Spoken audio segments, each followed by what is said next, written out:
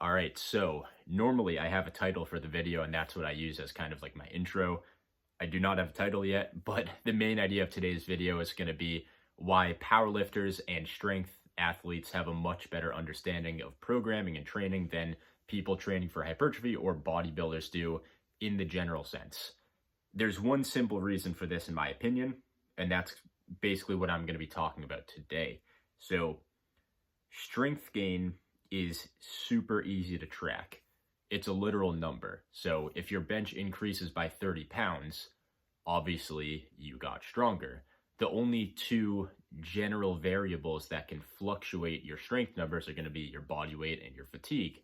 I'm no expert on strength training or powerlifting by any means, but in general, those are going to be the two things that affect it the most.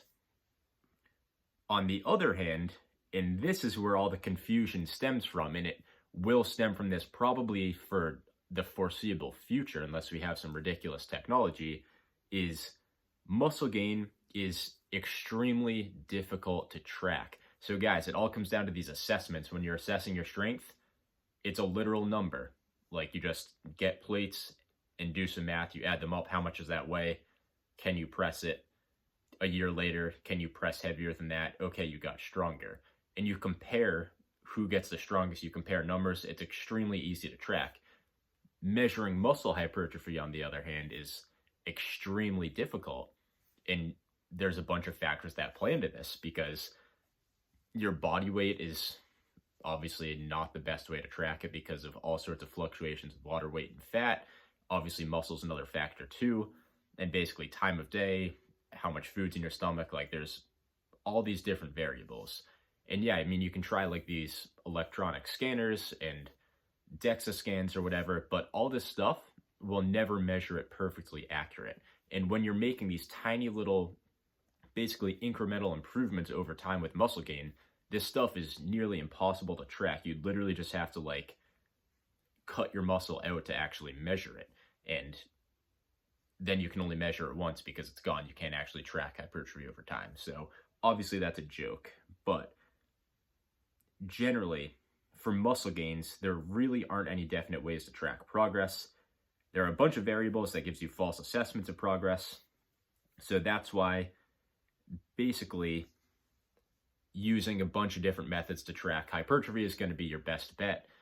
There really is no like certain way of tracking it though, and I don't think there ever will be, at least not in our lifetime. So basically, there are many variables that can give you these false assessments of progress. So there's fat gain instead of muscle gain. So you have increased measurements of body weight, increased strength gain from an increase in fat gain or an increase in skill. And then another way you can do it is just by comparing like before and after pictures. But as we all know, have you ever seen a before and after picture? Even if they try, that's like at the same angle and the same lighting. And we all know these tiny little variables can affect the results of these pictures greatly. So there's really no good way to assess this stuff. So this generally leads to emotional decisions in training at some point because it's such a slow process. And we're not sure if programming, read that wrong, and we're not sure if we're progressing fast enough or at all. So this will lead to more emotional changes like skyrocketing your volume, just chasing the pump the whole time to like feel big and hope that sticks around. It just doesn't make any sense. So in our defense for people training for hypertrophy, this can drive you crazy. I mean, imagine being a power lifter, or if you're training for strength, imagine if there was no label on the plate. So you're just like, oh, that one's probably like 45 pounds, but it doesn't say.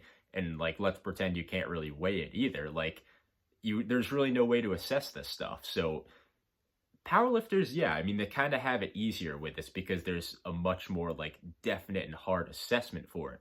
Bodybuilders, on the other hand, it's really a little bit more of a guessing game. Like obviously there's some stuff we can measure for sure.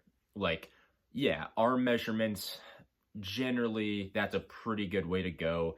General strength increases slowly over time is a good way to go, but it's never going to be definite.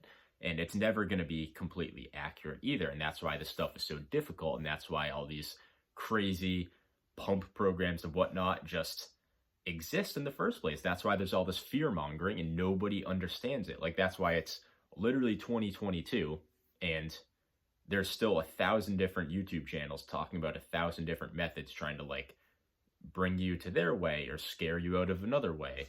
And because we don't have a definite way. At the end of the day, muscle hypertrophy comes from a bunch of different methods. It's up to you to figure out what works and what is sustainable for yourself based on your goals, based on your training age, and just based on your personal preference. So this will cause lifters to make irrational programming decisions like adding a ton of volume or focusing too much on strength to try to prove to themselves that they're gaining muscle. I've done this myself, and I see a lot of other lifters do the same. So when your strength starts to stall out when you're generally training for hypertrophy, it's easy to be like, okay, well, muscle, like the reason why people say bodybuilding and training for hypertrophy is boring is because you don't get like that hard number that you hit. Like there's no benchmark, like there's no 225 bench, there's no 315 bench, 500 deadlift or whatever. Like this stuff just doesn't exist because it's so subjective and there's no way to accurately measure this stuff. Like, yeah, I mean, there's certain like 16-inch arms or 18-inch arms or whatever is nice and whatnot. But even then, like there's so many variables when it comes to like how much fat you have or how much, like how lean you are. All this kind of stuff varies a ton.